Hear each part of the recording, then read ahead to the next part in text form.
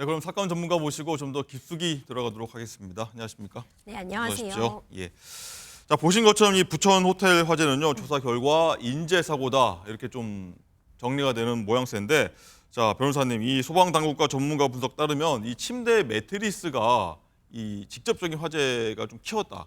불쏘시개 역할이 됐다. 이런 분석이 나오더라고요. 그렇습니다. 참 안타깝죠. 지금까지 이제 조사 결과에 따르면요, 이 객실 내에 설치해 있던 에어컨에 문제가 있었던 것 같습니다. 요즘 날씨 참 더웠기 때문에 이제 하루 종일 에어컨이 가동이 되거나 아니면 이제 먼지 같은 게 쌓이게 되면은 네. 에어컨 자체에서 이제 스파크, 불꽃이 튀거나 화재가 발생할 수 있습니다. 그런데 문제는 이 부분도 사실 최초에 이 지금 불이 났던 810호 7층 객실에 투숙을 했던 투숙객이 에어컨에서 어떤 타는 냄새가 나는 것을 발견을 하고 이를 위해서 방을 교체를 요구를 바꿔주세요. 했어요. 예. 그렇죠. 그래서 해당 투숙객은 6축으로 내려가게 되었고 이제 안내 데스크에다가 이 문제점을 알렸는데 이제 나가면서 이제 문을 열어두고 나가게 된 겁니다. 그러니까 복도적으로 문이 열린 상태에서 이 최초의 투숙객이 확인을 했던 것처럼 에어컨에 문제가 있었고 이 불똥이 하필이면 소파와 매트리스로 튀게 된 겁니다. 그 에어컨 아래 그 소파 매트리스가 있던 거죠. 그렇죠. 그런데 이 매트리스라는 것이요. 일반적으로 우리가 불이 잘 붙는 물질, 그러니까 뭐 서랍장이나 책장보다 화재 성장률이라고 불리는 얼마나 빨리 화재가 더 커질 수 있느냐 이걸 봤을 때 이 책상보다 230배 그리고 서랍장보다도 9배나 빠른 것으로 지금 날려져 있습니다. 그러니까 매트리스가 말 그대로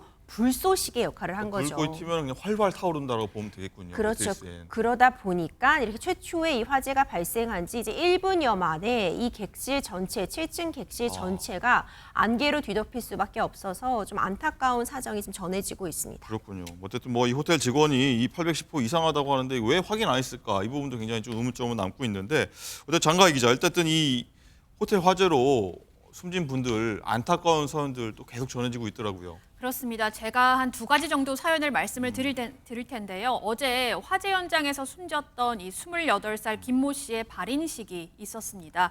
사고 전날만 해도 아버지 생신이어서 아빠 생일 축하해 엄마하고 맛있는 거라도 먹고 잘 쉬어라고 문자를 보냈던 정말 사랑스러운 딸이었는데요. 그렇군요. 자, 이 딸은 호텔에 불이 나고 20분 정도 지났을 때 이 호텔 객실에 갇혀서 빠져나오지를 못하니까 어머니에게 다급하게 전화를 걸어서 이렇게 얘기를 합니다.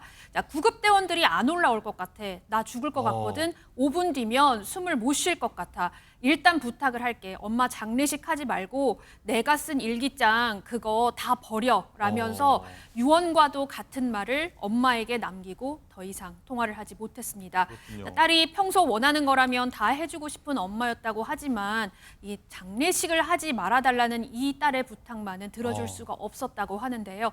이 딸은 유학을 다녀와서 공무원 준비를 하던 아주 착실한 딸이었다고 하고요.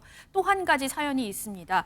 또 사고가 난 후에 가족들에게 문자를 보냈던 25살 남성도 있었는데 7층 객실에서 심정지 상태로 발견이 됐다가 숨졌습니다. 화재 발생 15분 뒤에 이 남성은 어머니에게 문자를 보내서 엄마 사랑해 라고 문자를 보내고요.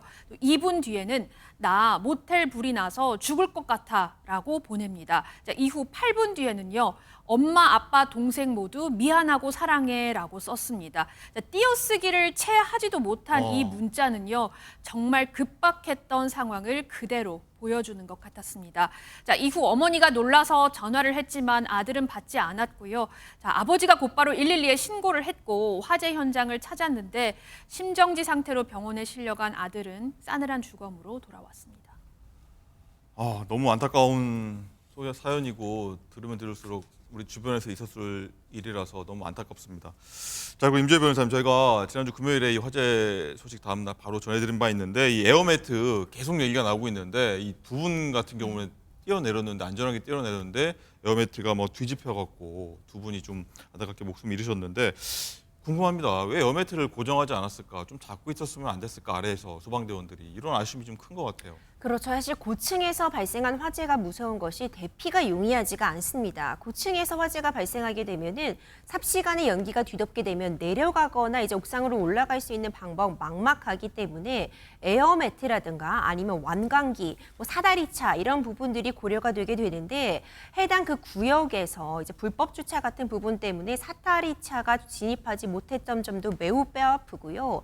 이 에어매트 관련해서 계속 이야기가 나올 수밖에 없는 것 같습니다. 그러니까 좀 경사면에 설치되어서 평평한 지형에 설치됐어야 되는데 그런 점이 제대로 이루어지지 못했다 이런 이야기도 나오고 있고 일단 최초에 이제 낙하하신 이 구소 요구자가 모서리 쪽에 뛰어내리게 되면서 에어매트가 그대로 뒤집히게 되는데 무게 중심 때문에요. 그렇죠. 이제 연달아서 3초 간격으로 바로 뒤따라서 다음 구조 요구자가 떨어지게 되면서 정말 안타까운 일이 발생했는데 에어매트의 안전성 문제뿐만 아니라 이것을 좀 더 고정해뒀어야 되는 것은 아닌가 이런 얘기 나올 수밖에 없거든요. 어떤 사고가 발생했을 때 생존율을 판가름하는 골든 타임뿐만 아니라 골든 액션도 매우 중요한데 이 골든 액션과 관련해서 좀 더 구체적인 지침이 마련되었었더라면 하는 진한 아쉬움이 남습니다.